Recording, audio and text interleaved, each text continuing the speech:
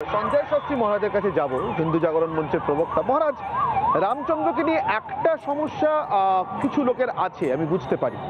সমস্যাটা যদি এরকম ভাবে দেখি মহারাজ, যে ধরুন ভাইকে রাজ্য ছেড়ে দিয়ে চলে যেতে হচ্ছে, অথচ আমরা আজকের দিনে যাকে সৎ মা বলি বা যেভাবে দেখি, তার উপর রাগ নেই, ভাইয়ের উপর রাগ নেই, ফিরে এসে সেই ভাইয়ের সঙ্গে সংসারের ভাগাভাগি নেই, বাবার উপর পিতৃসত্য পালন করবার জন্য বনে যেতে হচ্ছে তার অভিষেকের আগের দিন, তারপরে বাবার উপরেও রাগ নেই, বাবা শোক সহ্য করতে না পেরে চলে গেলেন, কিন্তু ফিরে এসে এর জন্য বাবাকে দোষারোপ নেই। আজকাল এত কিছু করতে হয় না বাবা মা বা ভাই বোনকে, তার আগেই সংসার আলাদা হয়ে যায়।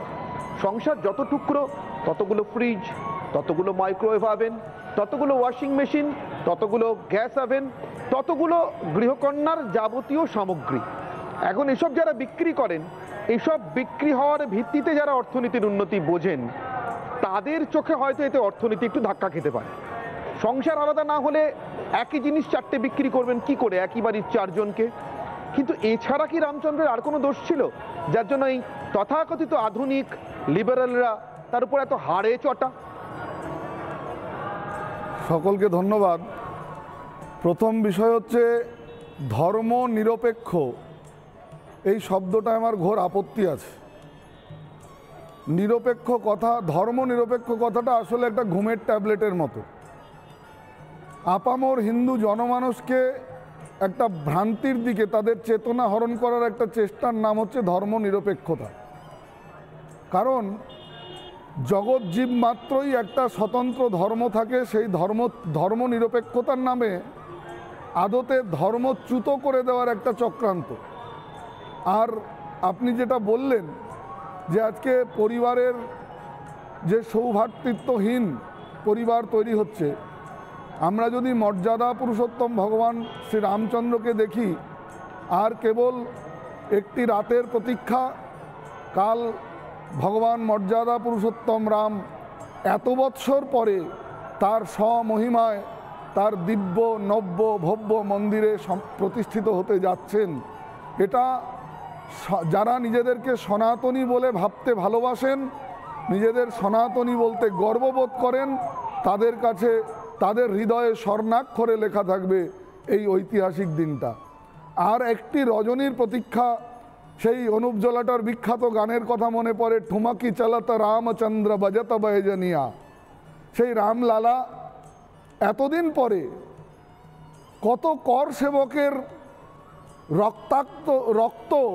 রক্তে সরজুর জল লাল হয়ে গেছে আপনারা জানেন। কত মা তার সন্তানকে হারিয়েছেন, কত বোন হারিয়েছেন রাখি বাঁধার হাত। প্রতীক্ষা ঋষিপত্নী অহল্যার বোধহয় সম্পন্ন হতে চলেছে। আর একটা নিশি যাপন হলেই কাল সেই সনাতনীদের ভাগ্যাকাশে রাম নামক সূর্যের উদয় হবে। এবং এই রামের আদর্শ সারা বিশ্ব ভ্রাতৃত্বের বার্তা দেবে, পুনরায় সারা বিশ্বকে পথ দেখাবে, এই আশা রাখছি। এবং সারা বিশ্ব রামময় হয়ে উঠেছে আজ। যে জেহাদি শক্তি, যে দুরাচারী অরাজক শাসনতন্ত্র বাংলায় রামের নামকে বিভেদ করতে চাইছেন, তারা অকৃতকার্য হবেন। কালকে আমি দুদিন ধরেই বিভিন্ন জায়গায় ঘুরছি, চারিদিকে বাংলায় কেশরিয়া সাজে সেজে উঠেছে গৈরিক ধ্বজ। আমি আজকে একটা জায়গা দিয়ে আসছি, দেখছি একটি ছোট্ট বাচ্চা মাটির ছোট ছোট প্রদীপ বানাচ্ছে। তা আমি বললাম, বাবু কি করবি? কাল রাম মন্দির প্রতিষ্ঠা হবে, আমি সন্ধ্যায় সেই প্রদীপ জ্বালবো। তাহলে বাংলায়ও সেই শ্রদ্ধা, সেই আস্থাকে কোনো চক্রান্ত করেই বাদ দেওয়া যায়নি, বাদ দিতে পারছেন না এই দুরাচারী অরাজক শাসনতন্ত্র।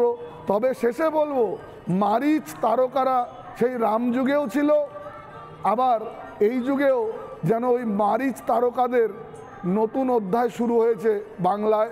তবে এই মারিচ তারকারা নিধন হবে, রামচন্দ্রের দ্বারাই নিধন হবে, এই প্রার্থনা রাখি মর্যাদা পুরুষোত্তম ভগবানের সেই রাতুল চরণে।